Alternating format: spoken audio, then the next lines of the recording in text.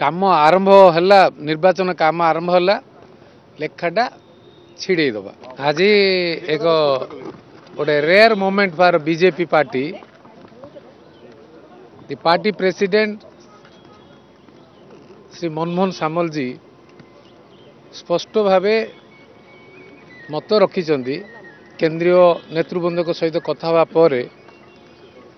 जे Bharatiya Janata party Odisha रे एकाकी लड़ब 147 सीट रे एमएलए कैंडिडेट दब 21 सीट रे एमपी कैंडिडेट देवे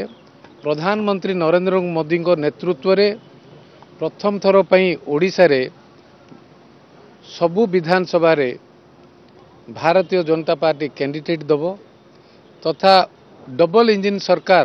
मोदी बाबू जो बड़चणा मीटिंग रे कहिथिले लोकंकर श्रद्धा स्नेह उत्साह परिवर्तन पई जो सूचक थिला ताकू आधार करी ओडिशा रो जनसाधारण आमर समस्त भाई भणी को एक अमूल्य दुर्लभ सुजोग आसीची जे परिवर्तन पई आउ 30 दिन कि 40 दिन रो कथा समस्त एक ही परिवर्तन पई जो सुजोग आज मनमोहन सामल